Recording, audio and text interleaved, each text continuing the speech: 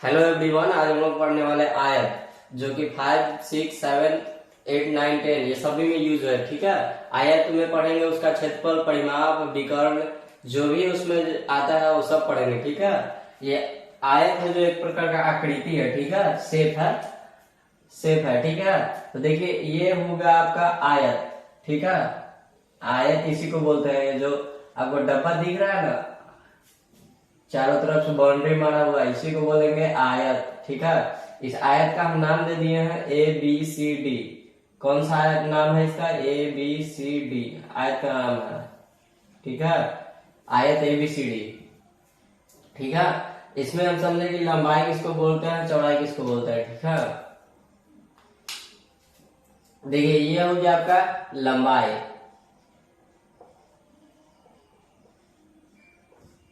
और ये हो गया चौड़ाई। ठीक है, चौड़ाई। ठीक है, चौड़ाई हो गया ये आपका। ये वाला जो हो गया बड़ा वाला AB क्या है? चौड़ाई है। AC क्या है? देखिए AC क्या हो गया आपका? लंबाई हो गया। ये वाला लंबाई है और AB क्या हो गया? चौड़ाई हो गया। ठीक है, तो आयत में क्या होता है कि अगर ये वाला चौड़ाई है तो ये भी क्या होगा? आपका चौड़ाई होगा। ठीक है, जब ये वाला देखिए, जब इसके सामने वाला चौड़ाई है तो ये भी तो चौड़ाई ही होगा ना, और ये लंबाई है तो इसके सामने वाला भी लंबाई होगा। ठीक है, इसके सामने वाला भी लंबाई होगा। ठीक है, AB चौड़ाई है तो CD भी चौड़ाई होगा, और AC लंबाई है तो BD भी लंबाई होगा। ठीक, देखिए यहाँ पे AB किसके बराबर होता है? CD के बराबर। AB किसके बराबर होता है? CD। AB CD के बराबर होता है। ठीक है, और AC किसके बराबर होता है? AC किसके बराबर होता है? BD के। AC BD, देखिए A और B किसके बराबर है? C और D के। और AC किसके बराबर है? B और D के। मतलब आमने सामने सब बराबर होता है। ठीक है, ये इसके बराबर होगा और ये इसके बराबर होगा। ठीक है, इसमें इतना समझ लीजिएगा। AB किसके बराबर हो गया? CD के, और AC किसके बराबर? BD के। आयत में इतना याद रखिएगा आप कि आमने सामने की भुजा बराबर होती है। तो पहला पॉइंट हो गया आपके क्या? आमने सामने की भुजा बराबर होती है। आमने सामने की भुजा बराबर, आमने सामने की भुजा बराबर, भुजा बराबर होती है।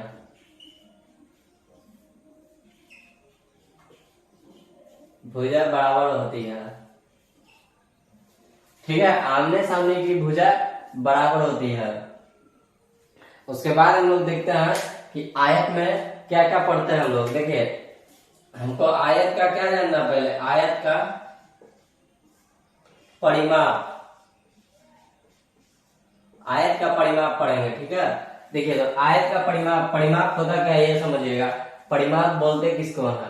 देखिए परिमाप का कहने का मतलब है, यहां से स्टार्ट कीजिए, A से स्टार्ट कीजिए तो ये पूरा घूमते घूमते D तक, ABDC और फिर A तक, यहाँ तक कितना लंबा है। ठीक है, कितना लंबाई होगा इसका, कितना लंबाई होगा बाउंड्री का। ठीक, जैसे ये देखिए ये तो बंद है। ठीक है, जब इसको यहाँ से तोड़ेंगे तो इस तरह से तार के रूप में खुल जाएगा। ठीक है, इसको यहाँ से तोड़िएगा तो तार के रूप में सोझा हो जाएगा ना। तो ये कितना लंबा होगा, ठीक है ना, ये वाला वही परिमाप कहलाता है। ये पूरा बाउंड्री कितना लंबा है। ठीक, ये जो बाउंड्री है यहाँ पे ABDC फिर A तक, यहाँ तक इसका कितनी लंबाई है? लंबाई, टोटल लंबाई को हम बोलते हैं परिमाप। ठीक है,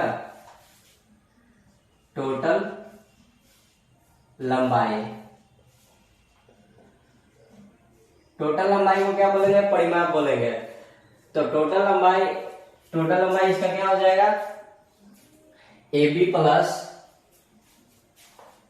टोटल लंबाई क्या हो गया? AB को जोड़ेंगे, देखिए AB जोड़ेंगे, फिर क्या? BD जोड़ेंगे, BD जोड़ेंगे, फिर देखिए DC जोड़ेंगे, D और C, फिर AC जोड़ देंगे, ठीक है, AC जोड़ेंगे, AC जोड़ दिए। अब देखिए यहाँ पर होता क्या है, AB तो हम लोग लिख लेंगे, ठीक है, AB है। अब देखिएगा AB किसके बराबर है, AB CD के बराबर है, तो जहां CD है वहां पे भी हम AB लिख सकते हैं, ठीक है। जहां CD है, जहां DC या CD एक ही बात है, जहां CD है वहां पे हम क्या लिख सकते हैं, AB लिख सकते हैं, क्योंकि AB और CD दोनों आपस में बराबर है। AB और CD आपस में बराबर है, तो हम CD की जगह क्या लिख सकते हैं, AB लिख सकते हैं। तो चलिए CD की जगह AB लिख दिए, ठीक, प्लस है तो प्लस आगे पीछे।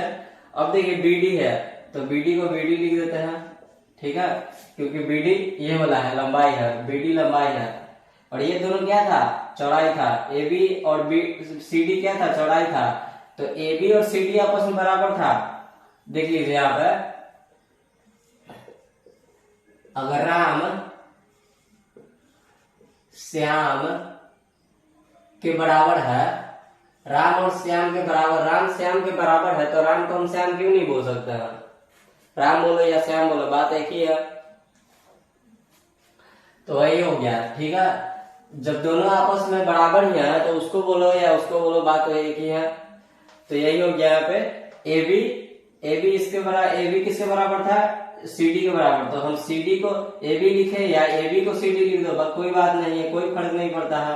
अब देखो BD में आता है, BD को हम लोग देखते हैं, BD देखो, BD किसके बराबर है, AC के, तो AC जहां है उसको BD लिख दीजिए।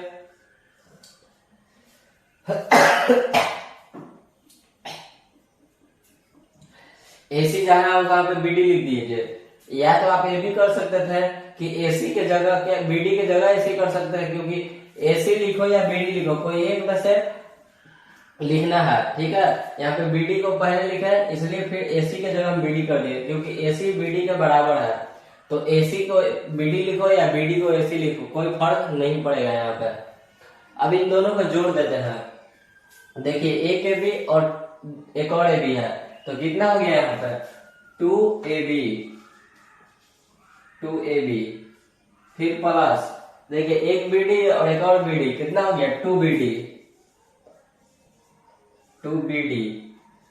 तो हमारा पे यहाँ पे ये परिमाप क्या निकलेगा, देखिए अब दो बाहर निकाल लीजिए, दो दोनों में है, दोनों में है ना दो, तो दो को हम कॉमन लेते हैं, कॉमन मतलब जो सब में हो उसको लेते हैं कॉमन, दो सब में है तो इसको बाहर निकाल देते हैं गुना में, ठीक है ना, और AB प्लस BD लिख देते हैं, AB प्लस BD लिख देते हैं, ठीक, AB प्लस BD लिख देते हैं।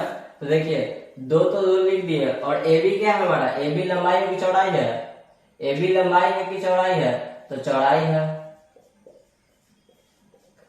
चौड़ाई, और फिर BD क्या है, BD लंबाई है।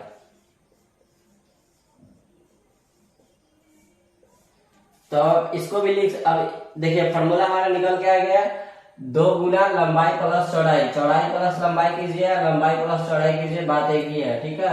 तो हमको इंग्लिश में इसको ऐसे लिखते हैं, 2 इंटू L प्लस B, ठीक है, लंबाई चौड़ाई इधर उधर करके लिख सकते हैं, कोई प्रॉब्लम नहीं है, कोई दिक्कत नहीं है, ठीक है। तो देखिए चौड़ाई को हम लोग B से लिखते हैं, स्मॉल b से, स्मॉल b से, और लंबाई को स्मॉल l से, ठीक है, लंबाई को स्मॉल l और चौड़ाई को b से। देखिए b का इंग्लिश पूरा होता है ब्रेथ, ठीक है,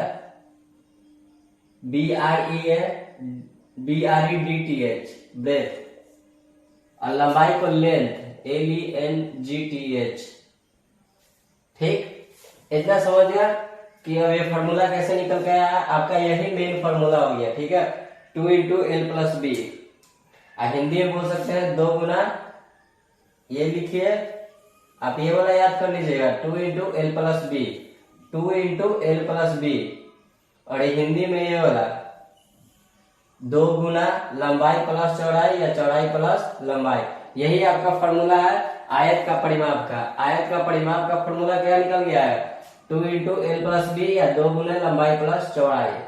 कैसे निकल के आया वो भी हम आपको बता दिए, ठीक है। अब आगे पढ़ेंगे हम लोग क्षेत्रफल।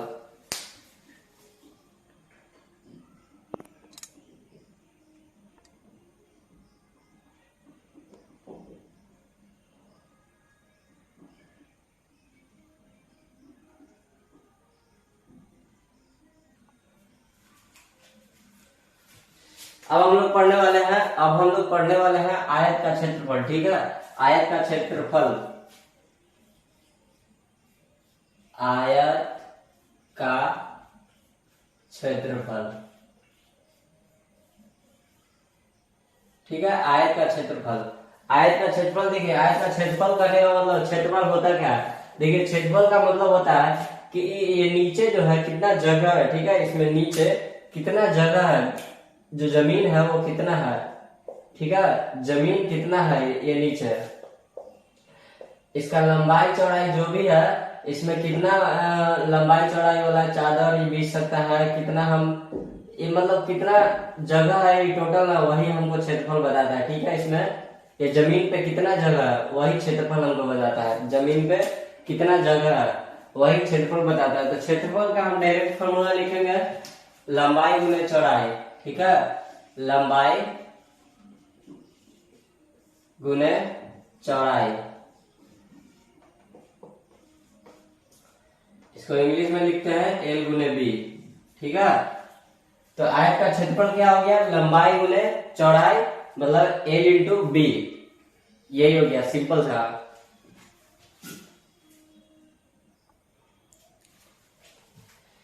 यदि आपसे क्वेश्चन में पूछ दिया जाए कि आयत का विकर्ण क्या होगा, विकर्ण, देखिए विकर्ण क्या होता है आपको बता देते हैं। आपको पीछे वीडियो में पढ़ा चुके हैं पाइथागोरस थ्योरम। ठीक है, पाइथागोरस थ्योरम, तो इसी को बोलते हैं कि पाइथागोरस थ्योरम में आप पढ़े होंगे, पीछे वीडियो मेरा देख लीजिएगा पाइथागोरस थ्योरम, इसमें विकर्ण बताया है, विकर्ण इसी को बोलते हैं। ठीक है, इसको बोलते हैं विकर्ण, हाइपोटेनियस, इसको बोलते हैं लंब, इसको बोलते हैं आधार।